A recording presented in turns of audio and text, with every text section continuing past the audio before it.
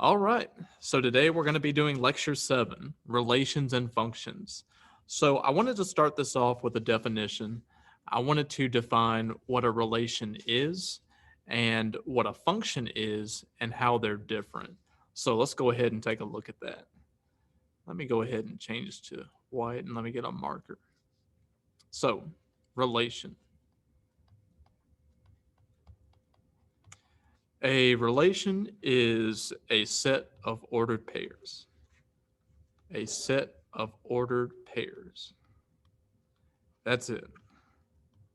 A set of ordered pairs. And when we do ordered pairs, we're going to have two components to it. There's going to be the x coordinate, it goes on the left, and there's going to be a y coordinate that goes on the right. And we always keep that order the same. We're always going to keep x coordinates on the left side, and we're always going to keep y coordinates on the right side. So a relation, all that is just going to be a set of ordered pairs. Now, all relations are just going to be our sets of ordered pairs, but there are special types of relations that are called functions. So let's go ahead and take a look at what a function is. That's going to be my next definition. So let's take a look at function. Okay, so a function is a specific type of relation. A specific type of relation. It's a specific type of relation where each input x,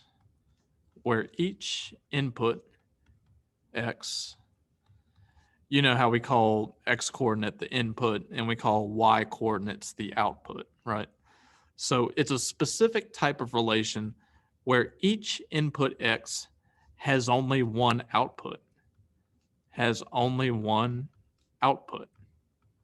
and we call that output not x, but y. So we call x the x coordinate or the input, and we call the y coordinate the output. So each x is going to correspond to some y coordinate. But in a function, that's going to be a specific type of relation where each input has only one output. And we'll take a closer look at that when we determine which relations are functions and which are not functions. But that's just the basic definitions of relation and function. So not all relations are going to be functions, right? I think that goes without saying. A function is just a specific type of relation. So that does mean that all functions are going to be relations to some degree. Okay, now we call x the independent variable. So that's going to be my next definition. The independent variable is going to be the x. It's always going to be the x. So we call x the independent variable. And what that also means is, since this one is independent, we're going to have a dependent variable. So we're also going to have a dependent variable. And you probably guessed it, the dependent variable is going to be y. That's always going to be the dependent variable. And what's the reason for that? It's because, x is independent, right? And y is going to depend on what x is. So when we have a function y equals f of x, our input is going to be x. This is going to be our input. Our output is going to be y. And y is going to depend on what x is, right? It's like the x coordinate is calling all the shots. And the y coordinate is always going to depend on what the x coordinate is. So that's the difference between independent and dependent. X is always going to be the independent variable. Y is always going to be the dependent variable. So keep that in mind. Let's talk about domain and range now. You've probably heard of these before. Let's define what a domain is. The domain is going to be all the x values. Domain is going to be the set of all x values. All the x values. all the independent variables. That's what the domain is going to be. But the range is going to be the opposite. The range is going to be the set of all y values.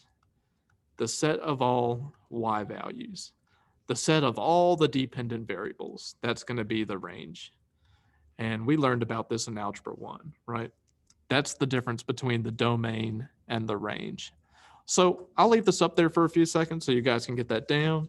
And then we'll move on to how to represent relations and functions and the different ways you might see them on the homework. So just to recap, relations are going to be sets of ordered pairs, x comma y. Functions are a special type of relation where each input has only one output. The independent variable is always going to be x. The dependent variable is going to be the y. The domain is going to be the set of all x values, and the range is going to be the set of all y values. It's that simple. But you need to know all this stuff to understand what we're about to do next, which is representations of functions. So let's take a look at the next slide. Okay. We're going to be doing relations and functions, and we're going to talk about the different ways that we can represent functions. So we're going to talk about the representations of functions. So there are 5 basic ways that you can represent functions. And in no particular order, I would like to start off with number 1. The first way that you can represent a function is by writing down a set of ordered pairs. A set of ordered pairs. So on the last slide, we were talking about relations, and we said that all a relation is a set of ordered pairs. So for example, you could have 1 comma 3, you could have -1 comma 4, and you could have 4 comma 5. This is 3 ordered pairs. There's always going to be an x coordinate that comes first. That's the independent variable. And you're always going to have a dependent variable that comes next. That's the y coordinate. So you're always going to have x coming before y when you do ordered pairs. And we can graph these on an xy plane, right? But we're going to do that a little bit later. But do know the first way that you can represent a function is by writing down a set of ordered pairs, just like I did right there. Now, another way you can represent a function is by doing a mapping diagram. A mapping diagram. So what would that look like? You've probably seen this before. So your first bubble is going to be all the x coordinates. All the x coordinates are going to live in this bubble right here. And then all the y coordinates are going to be living in this bubble over here. So I put all the x coordinates in the first bubble. That's going to be the domain. So all the x coordinates from here, we're going to transport over here. So what are the x coordinates? You have a -1, you have a +1, and you have a 4. So let me underline those in yellow. These are all the x coordinates that I see, right? We put them in the domain, the first bubble, and I call that capital X. Over here on the right side, we have capital Y. This is where all the y coordinates are going to live. So let me change my color to R for range. I'm going to underline the 3, the 4, and the 5. These are all the y coordinates. These are going to live over here in this bubble. So you're going to have 3, 4, and 5. Those are all the y coordinates. And now what we're going to do is we're going to draw arrows from the domain to the range. And I'm going to do that in blue so you can see it a little bit better. So the first point that we had was 1 comma 3. So I'm going to draw a line from the 1 to the 3. Notice that the 1 is going to the 3. So coach, which one is the x coordinate and which one is the y coordinate? The x coordinate over here, that would be what? A 1? A 1, right? That would be the x coordinate. That's the independent variable. And then what would the y coordinate be? It would be a 3. It would be the 3, right? Yeah. That's the dependent variable.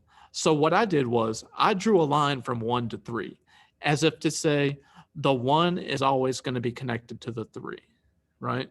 That's that ordered pair. Let's look at the next ordered pair over here. We have -1 with 4. Which one of these is going to be the x-coordinate? -1. And which one is going to be the y-coordinate? +4. +4. So what I'm going to do is I'm going to draw a line from the -1 to the +4. So -1 is being mapped to 4. +1 is being mapped to 3. And then, of course, the last mapping that we have to make is from 4 to 5. So I'm going to draw a line from 4 to 5. Because 4 is the what? 4 is the x-coordinate. And 5 is the y. y-coordinate. That's right. So that's a mapping diagram. You're always going to have all the x-coordinates in one bubble. You're always going to have all the y-coordinates in another bubble. And these are sets called domain and range. So the domain is going to be right here. And the range is going to be right here. It's all the y-coordinates, right? Yes. Let's look at another way that we can represent functions, because there are more ways than just that. We could do a table, right? We could do a table. What that would look like is you would have all the x-coordinates on one side and all the y-coordinates on the other side. So drawing this table, I'm going to put a vertical line down the middle. I'm going to put all the x-coordinates on the left side, and I'm going to put all the y-coordinates on the right side. That's another way we can represent functions. So all the x-coordinates, that would be -1, +1, and 4, right? And then the y-coordinates that they're connected to, we're going to put those on the right side. So for example, the -1, that's connected to the +4. So I'm going to put that right here. The 1 is connected to the +3. I'm going to put it right here. And then the 4 is connected to the 5, right? So I'm going to put that right here. That's another way that we can represent functions. We can write it as a table. Sometimes you'll hear that referred to as a chart. Do know that those are the same things in math. When you do a table, you're putting all the x-coordinates on one side and you're putting all the y-coordinates on the other side. Okay? Now, there are two more ways that you can represent functions. You could do a graph. I'm sure everybody has seen this from Algebra 1. When you do a graph, you're going to have a vertical line and a horizontal line. The horizontal line is where you put all the x-coordinates. We call that the x-axis. And on the vertical line is the y-axis. That's where you put all the y-coordinates or the dependent variables.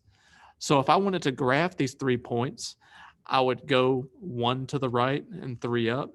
That would be the first point. I would go 1 right, 3 up, put my point. That's 1, 3. 1, 3.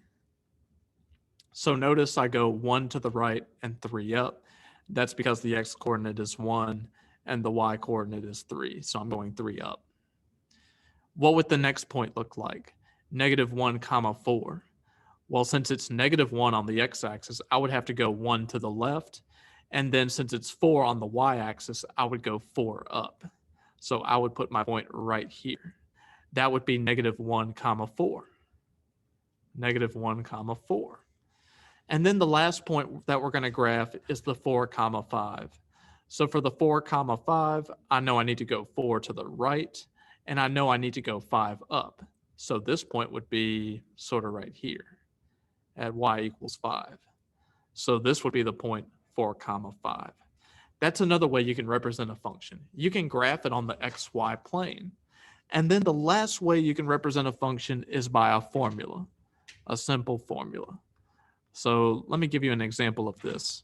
A really good example would be f of x equals 2x minus 3. If you see a formula like this, you'll know that you're going to have a variable in the formula, and the variable, in this case, it would be the x, the independent variable. And then whatever it spits out, the y-coordinate, that would be the dependent variable. So something interesting to consider. You can also write a function as a formula.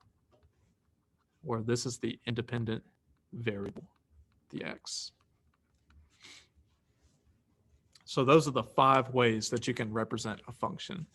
And I'll leave that up there for a little bit so you guys can copy that down. So we know what a function is now, and we know what a relation is, and we also know how to represent them. So the next thing we're going to talk about is how you can determine whether or not a relation is a function. That's the next thing that we're going to consider. So we're going to consider whether a relation is a function or not. That's the next thing that I want to look at. So let's go ahead and go on to the next slide. And we're going to call this function or not. Function or not. That is the question. So your answer is either going to be yes, it is a function, or no, it is not a function. So if any x value whatsoever has more than one y value, it is not a function. If any x value has more than one y value, it is not a function. And I'll put not in capital letters just to show you how serious I am about this. This is the easiest way to determine whether something is a function or not. So let's look at the first example. I'm going to have a set of ordered pairs. I'm going to have 3, 4, 5, 7, 5, 9, and 7, -2. My question to you is this a function? Yes. Or is it not a function? No. You're going to circle one or the other. Is it a function or is it not a function? Well, let's go back to our definition. If any x value has more than one y value, it's not a function. So check this out. Notice how the 5 shows up twice. The 5 is showing up twice. And when it does, it has different y coordinates, right? So this is not a function. It's not a function. And that's because the x coordinate has more than one y value. It can't be a function. Okay? Let's look at another one that's like that. Let's say we have -2, 4, 3, 7, 4, 6, and 8, -2. So we have all these ordered pairs. Is it a function or is it not a function? Well, let's go back to our definition. If any x value has more than one y value, it is not a function. So coach, looking at these x coordinates, do any of the x coordinates show up twice? No, No. So is it a function or is it not a function? looks like it's a function. It looks like it is, right? Yeah. Because no x coordinate shows up more than twice. Every single x value has just one y value. So this is going to be a yes. This is a function. So you can tell the difference between a function and something that's not a function, right? The x coordinate shows up twice here, but over here, the x coordinates are only going to show up once. And that's because they only have one y value. Okay. Let's look at another way we can represent a function. Let's say we have a mapping diagram. Let's say we put all the x coordinates over here. And let's say we put all the y coordinates over here. Let's say we have 1, 2, 3. 1, 2, 3 over here. That's going to be the domain, all the x values. Okay. And let's say we put all the y coordinates over in the range. Let's say we have 4, 5, 6, 7. The 1 is going to be mapped to the 4, right? The 2 is going to be mapped to the 5. It's also going to be mapped to the 6. And then the 3 is going to be mapped to the 7. So that's what we got. We have a mapping diagram now. Now notice, is it a function or not?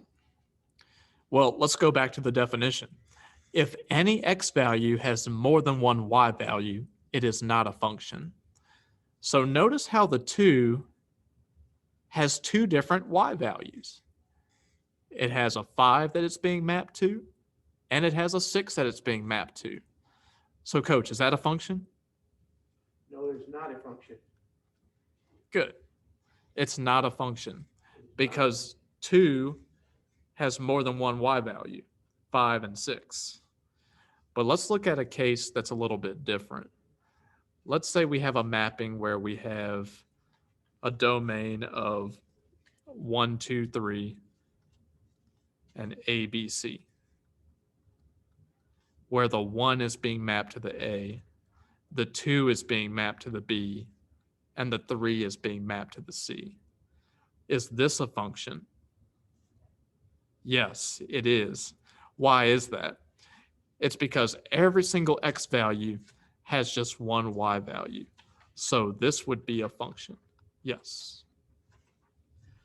So those are two examples, two ways you can represent a function.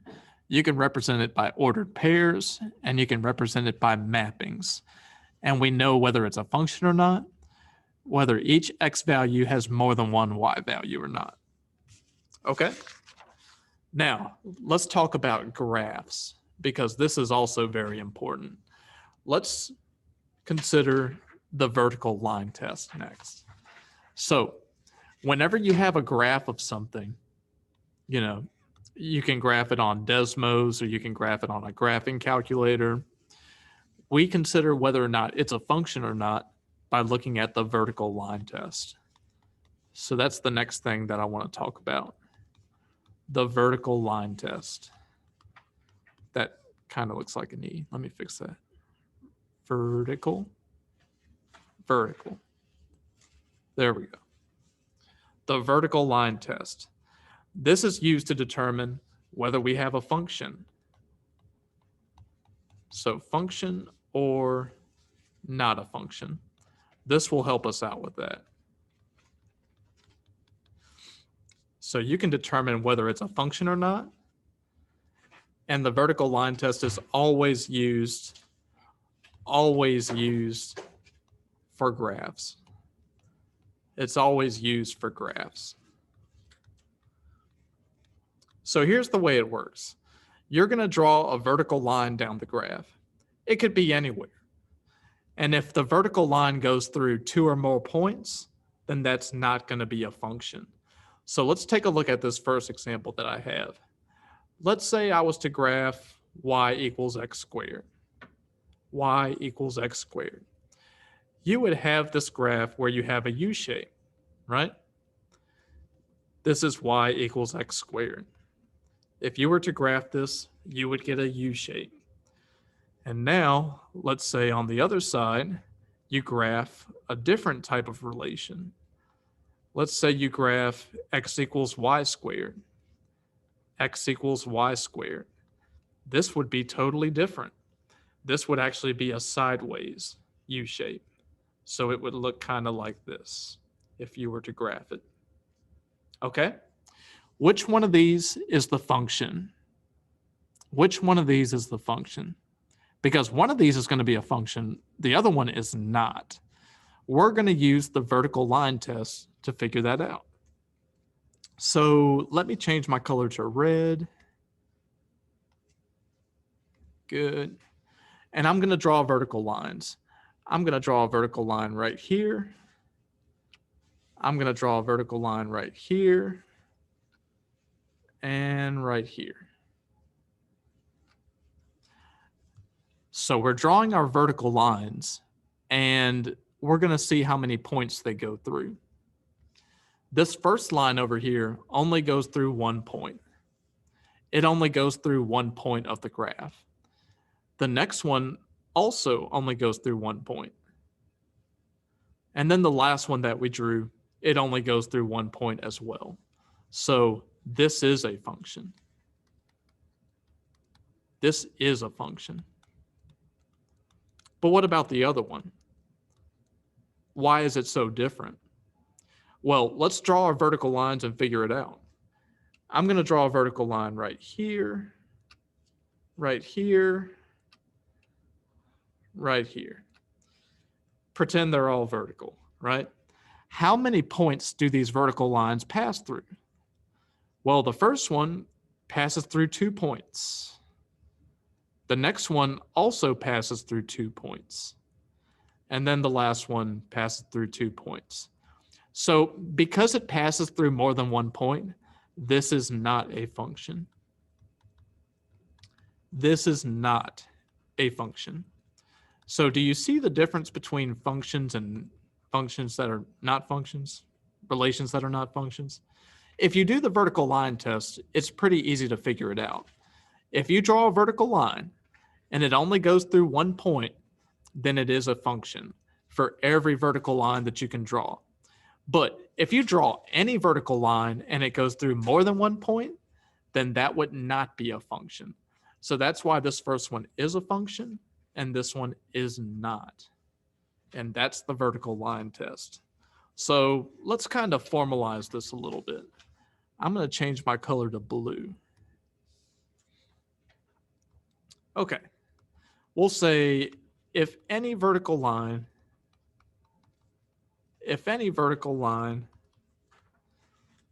goes through more than 1 point,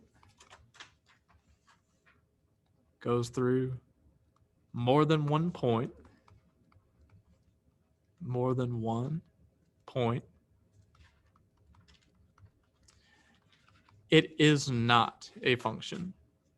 It is not a function.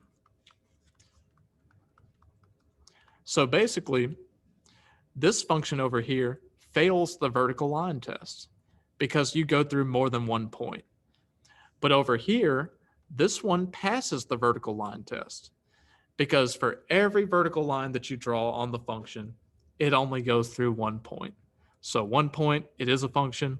2 points, it's not a function. So that's going to help you out for your homework. Okay? So that's the vertical line test. I'll leave that up there for a minute so you guys can copy that down. And then we'll move on to the problem set. And then we'll try a couple problems and get you ready for the classwork. So the vertical line test is very important when we look at functions. Okay. We're going to look at the problem set next, and we're going to take a look at, I'll probably take a look at all the odd ones. We'll do all the questions on those, and then I'll let you go. How about that? Okay. Number 1. So for all of these questions, I want to find 3 things. I want to find the domain. I want to find the domain. I want to find the range. And I want to find out whether it's a function or not. So I'll put function, question mark. I want to figure out these 3 things for every single relation. So let's take a look at the first one. I've got a chart, right? Now for charts, I always put the x coordinates on the left and I always put all the y coordinates on the right. So for this one, I have 1, 2, 3, 5, 6, 7. And over here on the y coordinate side, I have 4, 5, 3, 4, 5, 3, -2, -1, 0. -2, -1, 0. So the 1 is being mapped to the 4, the 2 is being mapped to the 5, the 3 is being mapped to the 3, and so on. And I want to figure out 3 things about this relation. The first one is, what is the domain? The second one is, what is the range? And the third thing I want to figure out is it a function or not? That's an important question. So let's go through them one by one. What is the domain for this function? What is the domain? Well, if you remember from our definitions, the domain is a set of all x values. So I'm going to put all the x values in the domain set. So I'm going to take all these numbers on the left side and put them in the set. We've got 1, 2, 3, 5, 6, 7. That is the domain. That's the set of all x values. X values. Let's take a look at the range. What would the range be? The range would be the set of all what? The set of all y values, right? So I'm going to take all the y values and put them in the range set. That would be the 4, the 5, the 3, the 4, the 5, the 3, and the -2, the -1, and the 0. And then the last question is it a function or not? Is it a function or not? Do the x coordinates repeat themselves? No. There's no x value that repeats itself, right? There's no x coordinate that has more than one y coordinate. So this is a function. Yes, it is a function. And on some of these, you'll find out that the x coordinate actually repeats itself. If it does that, then it's not a function. And if you graph that, it's going to fail the vertical line test because it's not a function. Okay? So that's number 1. That's what we're figuring out for all 6 of these first questions.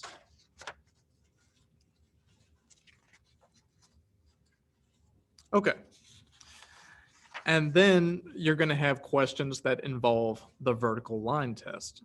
So we're going to look at a couple of those on the next slide. But I'll give you guys a minute so you can copy this down.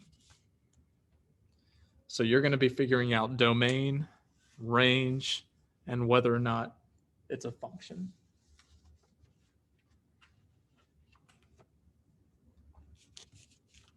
Okay.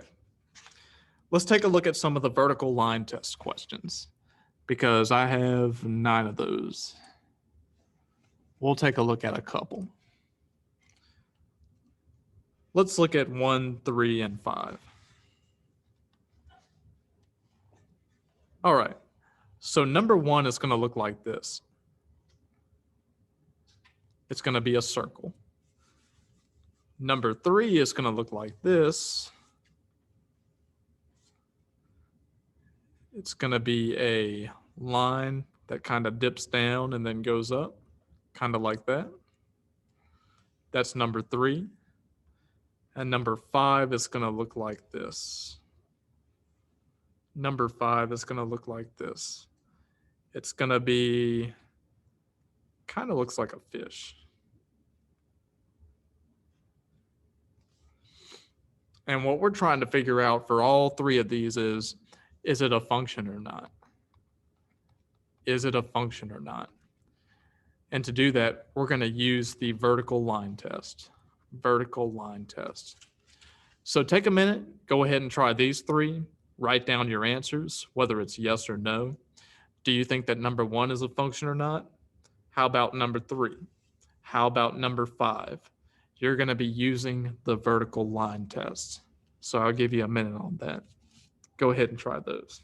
See if you can get them before I get them. We're going to be using the vertical line test. Okay, so I'm going to change my color to red, and I'm going to start drawing a bunch of vertical lines. The first thing I notice is about number 1 is it's a circle. So the first vertical line that I draw goes through 2 points. I could draw another one over here. It also goes through 2 points. So this is not a function. Not a function. It fails the vertical line test, unfortunately. So this graph is a relation. Yes, it is a relation, but it's not a function. Remember, functions are specific types of relations. Let's take a look at number 3. Now for number 3, every vertical line that I draw only goes through 1 point, right? Every single vertical line that I draw only goes through one point. So this function passes the vertical line test. So this is a function. And coach, I'll let you do the last one. What do you think about number 5? Does it pass the vertical line test or does it fail it? What do you think? Well, it looks like that curvature on the right side is gonna go through 2 points. Mm-hmm. So it looks like it's not gonna be a function. Right. So if I was to draw a vertical line anywhere, like let's say right here or right here or maybe over here, it goes through 2 points. It goes through 2 points right here. It goes through 2 points right here. This one only goes through 1 point. But if any of these lines pass through more than 1 point, it's not a function. So this is going to fail the vertical line test. It is not a function. And those are the 5 that I wanted to cover for that. So let's talk about what's going to be due on Sunday, because I'm sure everybody wants to know that. You're going to have 2 assignments. You're going to have your algebraic expressions test. Your algebraic expressions test. We talked about that on Monday. That one is going to be a test grade. 20 questions. Show your work. And then the second thing that I want you to turn in on Sunday is going to be the relations and functions classwork. The relations and functions classwork. No graph paper is required, but if you want to use that, you certainly can. But you can do all of your classwork this week on notebook paper. That is fine. Not forcing you to graph anything yet, but that's coming up in the future. Right, Coach? Yes. It's a possibility it's gonna be happening. Yep. All right. So those are the 2 things that you're going to turn in on Sunday. Class dismissed. I'll let you guys go. I will see you all on Monday. If you have any questions about today's lecture, or if you have any questions about the classwork that you were having problems with, you can go ahead and put those in the chat box. I will answer those as soon as I can.